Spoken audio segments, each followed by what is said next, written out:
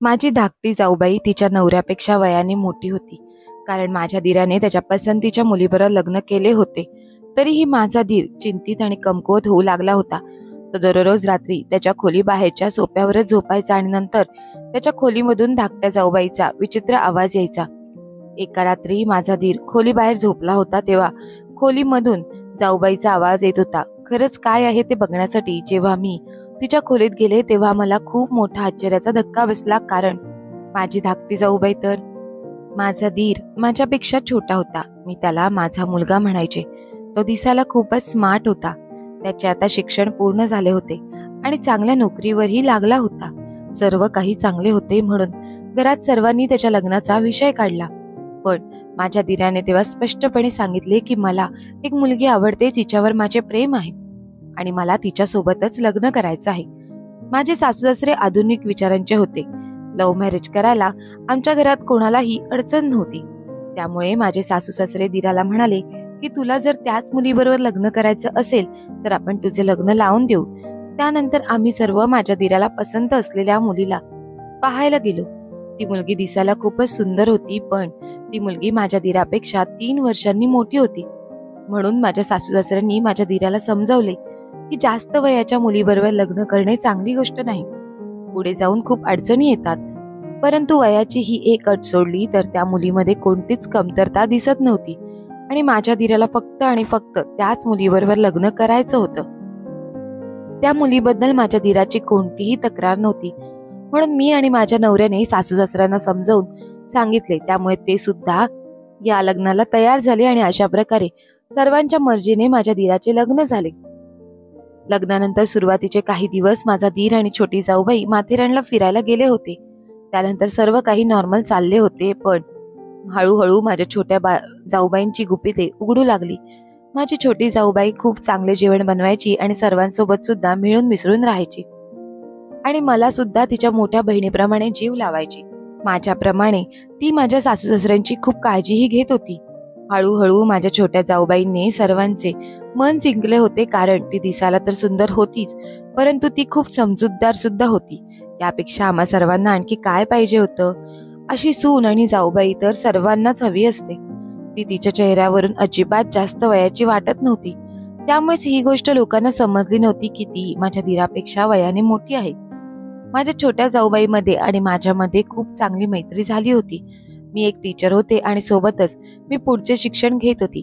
त्यामुळे जॉब आणि शिक्षणामुळे माझ्याकडे वेळ खूपच कमी असायचा. त्यातून थोडा वेळ मिळाला तर मी माझ्या धाकट्या जाऊबाईसोबत गप्पा मारायची. ती माझी प्रत्येक गोष्ट ऐकून घ्यायची. परंतु आजकाल माझा छोटा धीर मला खूपच टेन्शनमध्ये असल्यासारखा वाटू लागला होता. लग्न झाल्यानंतर त्याच्या चेहऱ्यावर जे हास्य होते ते हास्य आता हळूहळू कमी होऊ लागले होते. मी जेव्हा त्याला पाहायचे तेव्हा तो सतत कोणत्या ना कोणत्या तरी विचारात हरवलेला असायचा. याबद्दल मी माझ्या धीराला अनेकदा विचारण्याचा प्रयत्न सुद्धा केला, कारण पहिल्यापासून माझा धीर प्रत्येक गोष्ट माझ्याबरोबर शेअर करत असायचा. परंतु सध्या तो इतका टेन्शनमध्ये असून सुद्धा त्याची कोणतीच गोष्ट तो माझ्याबरोबर शेअर करत नव्हता.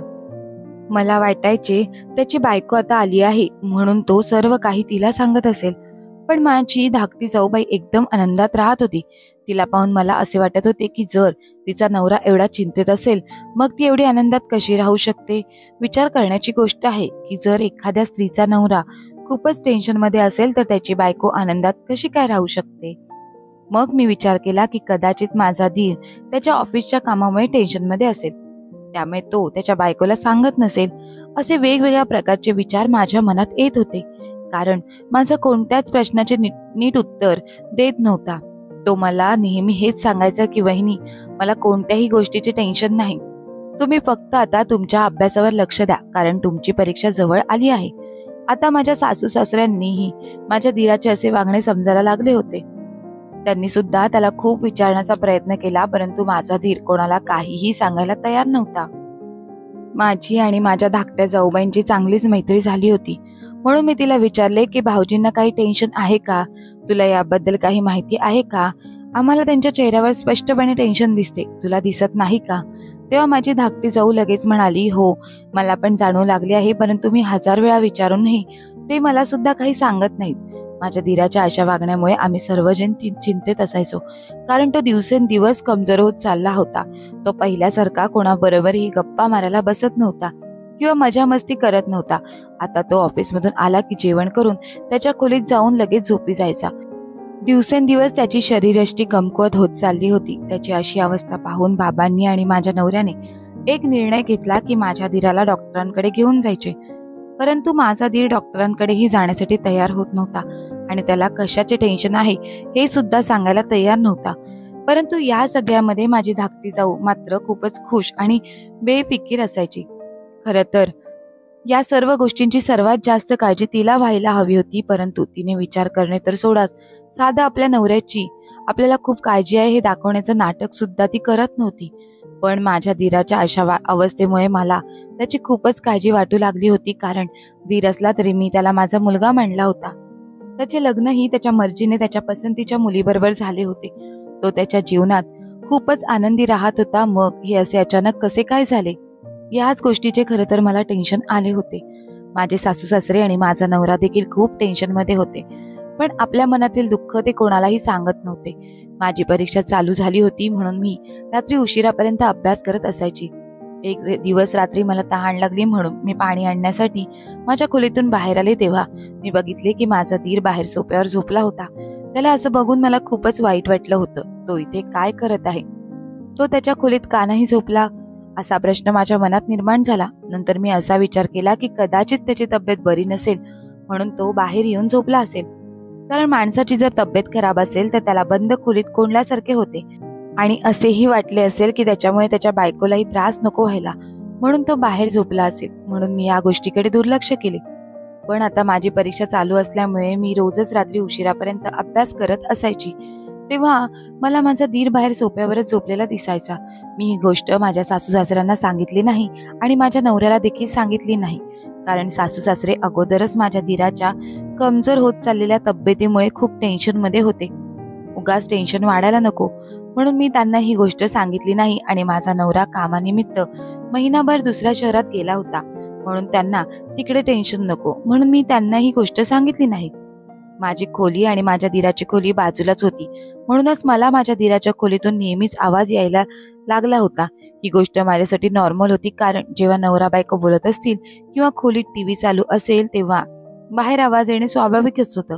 परंतु मध्यरात्रीच्या वेळेस मला माझ्या धीराच्या खोलीतून आवाज यायचा, तेव्हा मी उठून बाहेर जायचे, तेव्हा माझा धीर बाहेर सोफ्यावर झोपलेला दिसायचा. सुरुवातीला तर मला असे वाटत होते की माझा धीर उठून बाहेर येत असेल म्हणून त्याची बायको त्याला बाहेर जाण्याचे कारण विचारत असेल, म्हणूनच रात्री उशिरापर्यंत त्या दोघांमध्ये बोलणं होत असेल असे मला वाटले होते. परंतु एक दिवशी असे झाले की मी माझ्या खोलीत बसून अभ्यास करत होती, तेव्हा मला माझ्या धीराच्या खोलीतून आवाज येत होता. म्हणून मी माझ्या खोलीतून बाहेर आले, तेव्हा तर माझा धीर सोफ्यावर झोपलेला दिसला. मग मात्र मला आश्चर्य वाटले की माझा धीर बाहेर झोपलेला आहे, तर मग त्याच्या खोलीतून आवाज कोणाचा येत आहे. मी विचार करतच माझ्या खोलीत येऊन झोपी गेली. आणि मग दुसऱ्या दिवशी सकाळी मी माझ्या धाकट्या जाऊबाईला विचारलं की भाऊजी आजकाल रात्रीची खोलीमध्ये का झोपत नाहीत आणि तुझ्या खोलीतून सारखा सारखा आवाज कोणाचा येतो, तू रात्रभर टीव्ही पाहत असतेस का. तेव्हा ती म्हणाली, माहित नाही तुमच्या धीराला काय झालं आहे, त्यांना खोलीमध्ये गुदमरल्यासारखे वाटते म्हणून ते खोली बाहेर निघून जातात आणि आम्ही दोघे कधी बोलत असतो तेव्हा त्याचा आवाज तुम्हाला येत असेल किंवा खोलीमध्ये टीव्ही चालू असेल त्याचा आवाज येत असेल. तिचे हे बोलणे ऐकून मी मात्र परत तिला काही जास्त प्रश्न विचारले नाही. काही दिवस असेच निघून गेले. एक रात्री मी माझ्या खोलीतून बाहेर आली, कारण मी तांदूळ भिजवायला विसरली होती म्हणून मी किचनमध्ये जात होती. तेव्हाही छोट्या जाऊबाईंच्या खोलीतून बोलण्याचा आवाज येत होता. आता तर मी खूपच आश्चर्यचकित झाले होते, कारण माझा धीर तर माझ्या समोरच सोफ्यावर झोपलेला होता. तर मग माझ्या छोट्या जाऊबाईच्या रूम मध्ये कोण आहे हे बघण्यासाठी मी हळूच तिच्या रूम जवळ गेली. त्यावेळी दरवाजाला आतून कडी नव्हती म्हणून मी हळूच दरवाजा थोड्या पुढे ढकलला, तेव्हा मला दरवाजाच्या पटीतून जे काही दिसलं ते पाहून मला धक्काच बसला. परंतु मी त्यावेळी आरडाओरडा न करता स्वतःवर ताबा ठेवला आणि मागे फिरले. मी विचार केला की सगळ्यात पहिली ही गोष्ट मी माझ्या सासूला सांगेन, कारण सासूबाईंव्यतिरिक्त ही गोष्ट मी दुसऱ्या कोणालाही सांगू शकत नव्हती. पण दुसऱ्या दिवशी माझी परीक्षा असल्यामुळे मी लवकरच कॉलेजमध्ये निघून गेली. जेव्हा मी पेपर देऊन आले तेव्हा मला माहीत पडले की माझ्या छोट्या धीराची तब्येत खूपच खराब झाली आहे, म्हणून त्यांना हॉस्पिटलमध्ये नेण्यात आले आहे. या सगळ्या गडबडीमध्ये मी ती गोष्ट माझ्या लक्षात राहिली नाही. माझ्या दिराला 3-4 दिवस हॉस्पिटलमध्ये ऍडमिट केल्यानंतर डिस्चार्ज मिळाला. तेव्हा त्याला डॉक्टरांनी सांगितले होते की त्याला रक्ताची खूप गरज आहे, त्याचे रक्त कमी झाले आहे. परंतु माझ्या दिराला रक्ताची कमी का आहे हे मला समजले होते, पण ही गोष्ट मी कोणालाही सांगू शकत नव्हते, कारण यामागचं सत्य मला समजले होते. या गोष्टीची जरा सुद्धा भनक मी कोणालाही लागू दिली नसती तर माझ्या दिराप्रमाणेच माझी सुद्धा तशीच अवस्था झाली असती. त्यातच माझ्या सासूबाई बीपीच्या पेशंट होत्या, म्हणून मी त्यांना काहीही सांगितले नाही आणि बाबांना मी ही गोष्ट सांगू शकत नव्हते, म्हणून मी शांतच राहिले. शेवटी मी एक माणूस होते, कोणी देव नाही. आता माझ्या छोट्या जाऊबाई बरोबरचे वागणे बदलू लागले होते, कारण मी तिला आता घाबरू लागले होते. परंतु तिला काहीच पर्वा नव्हती. ती हसून खेळून सर्व घरात फिरून सर्वांशी गप्पा मारायची. या अगोदर मला ही गोष्ट लक्षात आली नव्हती, परंतु जेव्हापासून मी तिच्यावर नजर ठेवू लागली तेव्हा मला समजले की माझी जाऊबाई कधीही तिच्या खोलीत कोणालाही जाऊ देत नव्हती. तसेही तिच्या खोलीची साफसफाई तर ती स्वतः करायची, त्यामुळे तिच्या खोलीत जायची कोणाला गरज पडायची नाही. पण छोटी जाऊबाई कधीही खोली बाहेर आली की खोलीचा दरवाजा बंद करून घ्यायची, आणि जेव्हा ती खोलीमध्ये असायची तेव्हा सुद्धा ती आतून तिच्या रूमचा दरवाजा बंद करून घ्यायची. या अगोदर मी या सर्व गोष्टी नोटीस केल्या नव्हत्या, परंतु मी आता ठरवले होते की एक दिवस संधी साधून मी तिच्या खोलीत जाऊन बघणार, म्हणजे काहीतरी पुरावा मला नक्कीच सापडेल. परंतु असे कोणतेच कारण नव्हते की ते सांगून मला तिच्या खोलीत जाता येईल. मग माझ्या डोक्यात विचार आला की जर ती कधी माहेरी गेली तेव्हाच मला तिच्या रूममध्ये जाता येईल. परंतु ती संधी सुद्धा मला मिळतच नव्हती, कारण ती माहेरी जातच नव्हती. आता हळूहळू माझ्या धीराची तब्येतीत सुधारणा होऊ लागली होती, परंतु त्याची बाहेर सोप्यावर झोपण्याची सवय अजूनही गेली नव्हती. तो अजूनही बाहेरच झोपायचा. एक दिवस माझ्या छोट्या जाऊबाईंची आई आजारी पडली, म्हणून ती तिच्या आईला भेटण्यासाठी तिच्या माहेरी गेली आणि तेव्हाच मला तिच्या खोलीची झडती घेण्याची संधी मिळाली. त्या दिवशी मी सुट्टी घेतली आणि घरातलेच काम झाल्यानंतर मी साफसफाईचे कारण सांगून तिच्या खोलीत गेले, कारण याविषयी मला माझ्या सासू सासऱ्यांना काही माहिती पडू द्यायचे नव्हते. मग मी तिच्या खोलीत जाऊन सर्व ठिकाणी शोधाशोध करायला सुरुवात केली, परंतु मला असे काही सापडले नाही. एकच गोष्ट शोधायची राहिली होती, ती म्हणजे तिचे कपाट. पण त्या कपाटाची चावी मला कुठेही सापडली नाही. त्यामुळे अजूनही माझे मन अस्वस्थ होते, कारण त्या रात्री मी जे काही पाहिले होते ते खोटे असू शकत नव्हते. माझी छोटी जाऊबाई जोपर्यंत माहेरी राहिली होती तोपर्यंत माझा दीर त्याच्या खोलीत शांतपणे झोपत होता. त्या दिवसात मी कधीही त्याला बाहेर झोपताना पाहिले नव्हते.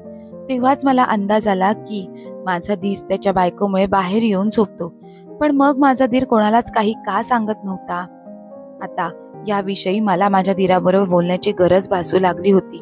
एक दिवस माझा दीर बाहेर बाल्कनीमध्ये बसला होता, तेव्हा मी त्याच्या जवळ गेले आणि म्हणाले, तू मला तुझी आई म्हणतोस ना, मग आईपासून काही लपवतात का?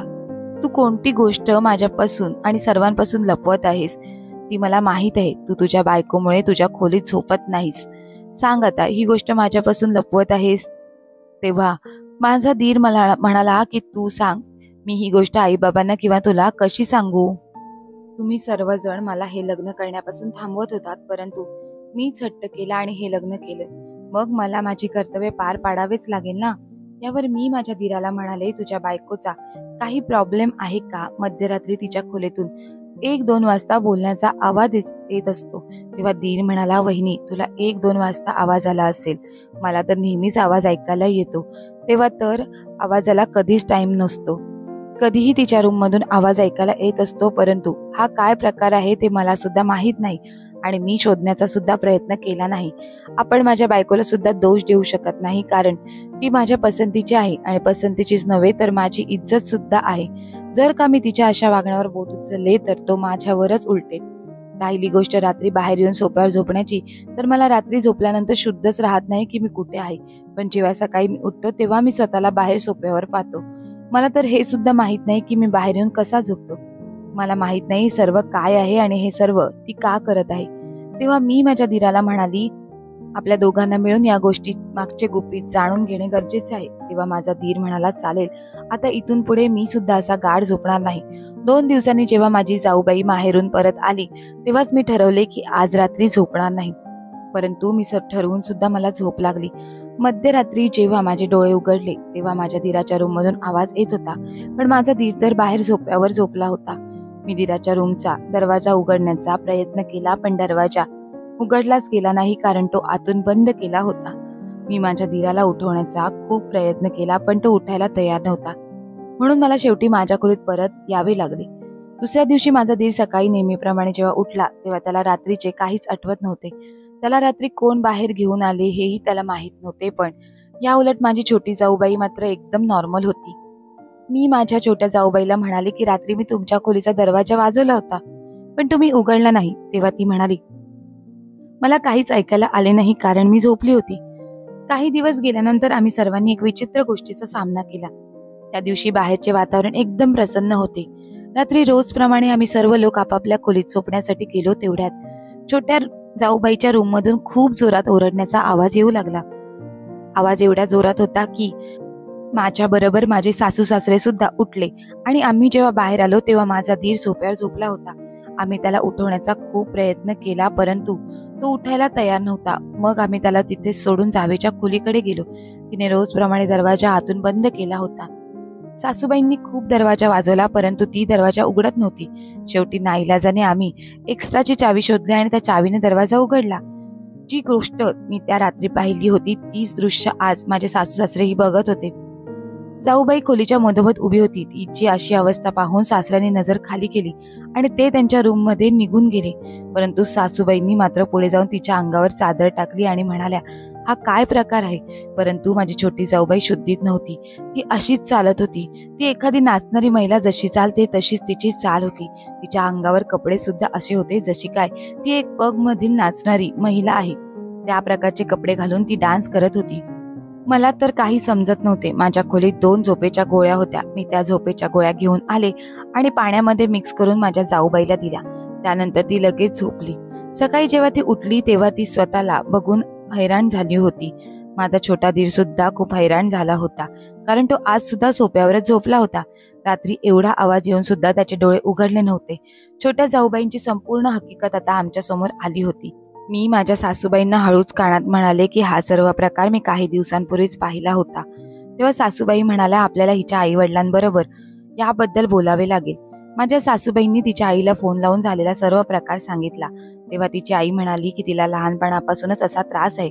जेव्हा आकाशामध्ये जास्त चांदण्या असतात आणि त्या चांदण्यांना ती पाहते तेव्हा तिला असा प्रॉब्लेम जास्त होतो. सकाळपर्यंत मात्र ती एकदम नॉर्मल होऊन जाते. तिच्या लग्ना अगोदर आम्ही एका बाबाकडे जाऊन तिच्या या अशा वागण्यावर उपचार करून घेतले होते. तेव्हा ती एकदम नॉर्मल झाली होती. हा एक प्रकारचा आजार असतो, याला स्प्लिट पर्सनॅलिटी डिसऑर्डर असे म्हटले जाते. तेव्हा सासूबाईंनी ठरवले की तिला आपण कोणत्या बाबाकडे न नेता हॉस्पिटलमध्ये घेऊन जाऊया. नंतर मी माझ्या धीराला विचारले की तुमच्या मनात काय काय असेल ते मला सांगा. तेव्हा तो म्हणाला, मागचे काही दिवस मी नशेचे औषध घेत होतो, कारण जेव्हा मी ती शुद्धीत नसायची तेव्हा ती मला माझ्याही नकळत औषध देऊन बाहेर झोपवायची. त्यामुळे मी एवढा जास्त कमजोर होऊ लागलो होतो. जेव्हा मी स्वतः डॉक्टरांकडे जाऊन माझे चेकअप करून घेतले तेव्हा मी अँटीडोस घ्यायला सुरुवात केली. तेव्हा आता कुठे मला बरे वाटू लागले आहे. माझ्या जाऊबाईच्या खोलीत झडती घेण्यात आली तेव्हा नशेची औषधं सापडली होती. छोटी जाऊबाई जेव्हा शुद्धीत नसायची तेव्हा ती हे सर्व करत होती, म्हणूनच आम्ही तिच्यावर कोणताही आरोप करू शकत नव्हतो. जेव्हा आम्हाला तिच्या आजारपणाचे समजले तेव्हा आम्ही सर्वांनी मिळून तो आजार बरा होण्यासाठी प्रयत्न चालू केले. आणि म्हणूनच आता माझी छोटी जाऊबाई पूर्णपणे नॉर्मल झाली आहे आणि आता ते दोघेही सुखाने संसार करत आहेत. परंतु जर अशीच परिस्थिती दुसऱ्या कोणत्या घरात आली असती तर लोकांनी जाऊबाईला वेडी समजली असती, पोलिसांच्या ताब्यातही दिली असती. परंतु या सगळ्यामध्ये तिचा काहीही दोष नव्हता. म्हणून अशा व्यक्तीला कधीही ढोंगी बाबांकडे, फकीराकडे, देव ऋषींकडे न नेता डॉक्टरांकडे नेऊन त्यांच्यावर योग्य उपचार करून घ्यायला हवेत. माझी छोटी जाऊबाई आमच्या सोबत आनंदाने आयुष्य जगत आहे. हे समोर दिसते ते सत्य आहे असे आपण नेहमी मानतो. परंतु एखादा माणूस जर असा वाईट वागत असेल तर त्यामागचे कारण जाणून घेणे खूपच गरजेचे असते. नाहीतर एखादा चुकीचा निर्णय एखाद्या व्यक्तीचे आयुष्य उद्ध्वस्त करू शकतो. हेच या कथेतून स्पष्ट होते. मित्र आणि मैत्रिणींनो, तुम्हाला जर का ही गोष्ट आवडली असेल तर गोष्टीला लाईक करा, शेअर करा आणि गोष्ट कशी वाटली ते आम्हाला कमेंट्स करून नक्की कळवा. धन्यवाद.